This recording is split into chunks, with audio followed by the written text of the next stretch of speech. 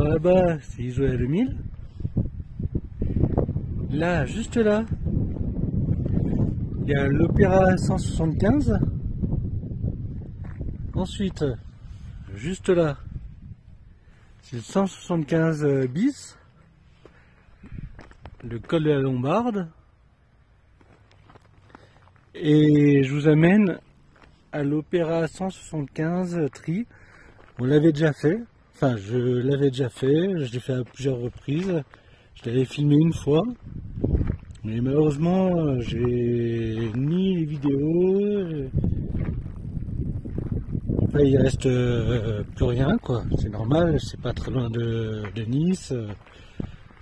Je voyais pas trop l'intérêt de faire des sauvegardes.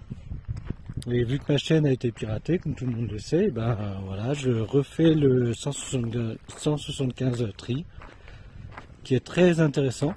Bon, c'est le territoire des défenses italiennes de la Deuxième Guerre mondiale et puis d'avant.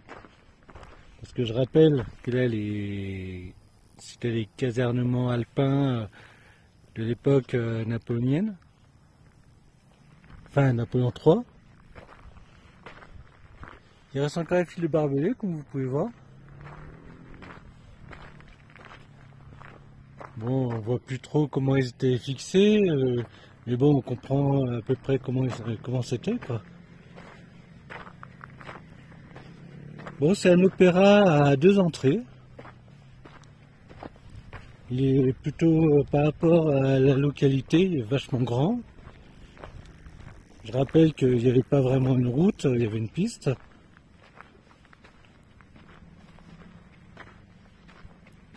Il y avait pas mal de militaires dans le secteur. C'était une anomalie dans la frontière. C'est pas la crête, c'est enfin, c'était très spécial comme frontière. Surtout que les gens d'Isola étaient français, mais ils avaient leur terrain à Isola 2000. Donc ils ont été expatriés pour faire la Valois-Alpino. Il fallait que ce soit secret, donc c'était secret, donc ils ont viré du secteur, ils les ont dédommagés sans... pas grassement, mais... Bon allez, on va rentrer dans la première... dans le premier bloc. Bon, je mettrai, comme d'habitude, des commentaires dessous. Poste de tir, ou d'observation, plutôt de tir. Donc vous voyez vraiment bien toute la vallée. En dessous, il y a des cuves. Il y a des restants de l'ancienne route, là, juste là.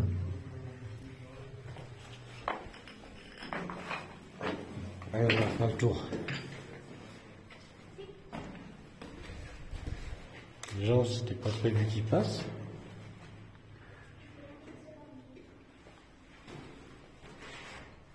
Bon, il y a une ventilation. Je sais pas si c'était prévu pour un groupe électrogène, je pense pas.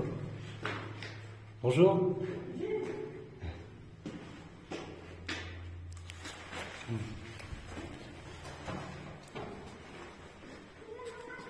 Les latrines,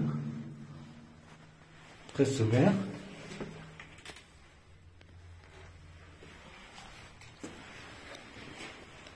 On voit qu'il y a encore des restants d'encadrement. Là, il y a encore la boiserie, comme vous pouvez le voir. Voilà, deux toilettes. C'est pas donné à tous les opéras d'avoir des toilettes.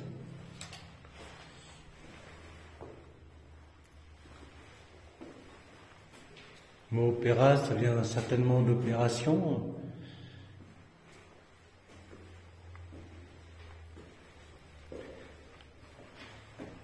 Je ne sais pas, peut-être un magasin, voilà, un petit magasin à munitions. Bon, j'espère que la qualité de vidéo sera supérieure à mes dernières vidéos, parce que c'était vachement flou. On s'est rendu compte, mais c'était trop tard. C'est une fois à la maison, sur l'écran, on voit que c'est flou, mais c'est trop tard, quoi. Là, il mettait des petites lampes. Donc, comme la ligne Maginot, il y avait des emplacements pour mettre des petites lampes.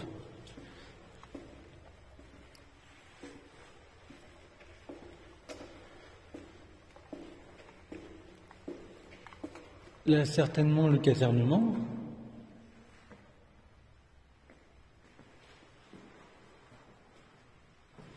Il y a une caserne de l'autre côté, enfin à proximité d'ici, une ancienne porte.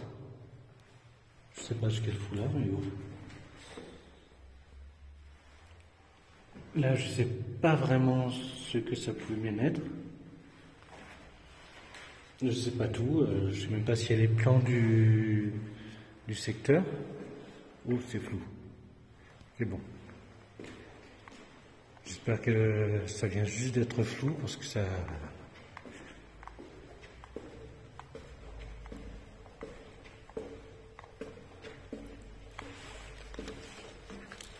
Le petit problème avec les lampes là, j'ai la lampe qui a tendance à glisser. Voilà. On va faire ici. Voilà, c'est une cloche d'observation. Donc on va monter. Hein.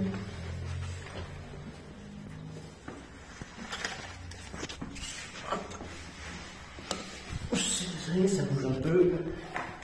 Je vais mettre pause et puis monter tout simplement. De toute façon, je vais mettre pause et je reprends la vidéo en bas.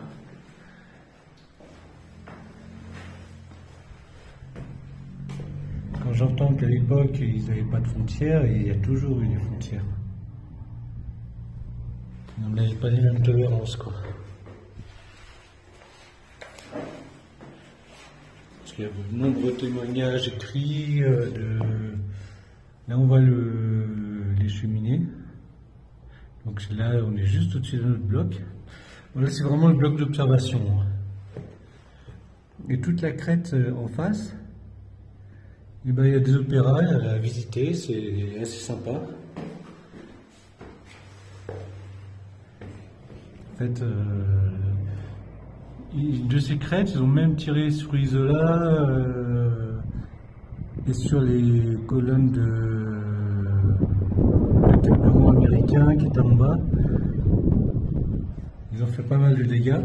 Vous voyez, hein, il y a encore le fil de barbelé.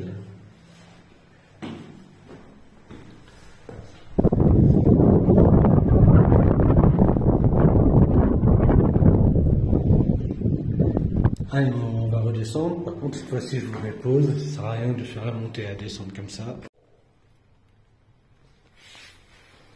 Allez, on reprend.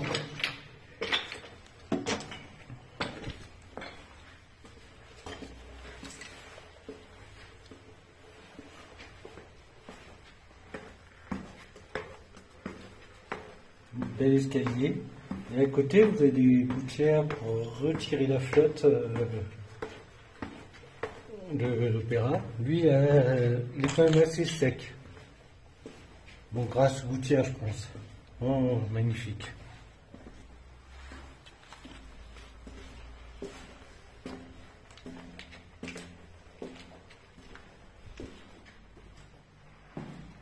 Alors là, je ne sais pas ce que c'est exactement.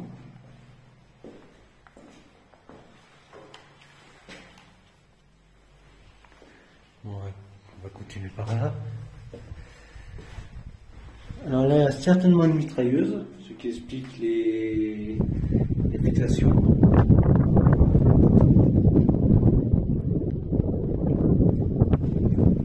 Bon, c'est pas par ici que l'armée française est rentrée en Italie. Le commando est passé plus par là. Vu que vous ne savez pas où est le nord, le sud et compagnie, ça ne sert à rien de montrer, mais bon, moi je vous l'ai dit, quoi. Par contre, les blindés, les camions, ils sont passés par le col, mais plus tard. Très rapidement plus tard. Là, pareil, hein, on a la fixation des mitrailleuses. Là, on a vraiment le col. Et un poste photophonica. qui donne sur le 75 tri qu'on voit pas parce que c'est dommage parce que j'arrive pas à voir mieux.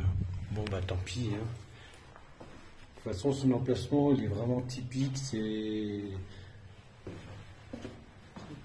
vraiment pas un truc pour le tir, mais quand on regarde en face, on tombe pile poil sur un autre opéra, donc on comprend très bien que c'est que de la communication. Le Photophonica, enfin les postes Photophonica marchent avec la lumière. Voilà, très beau bloc. Hein. On voit encore les emplacements des planches de coffrage.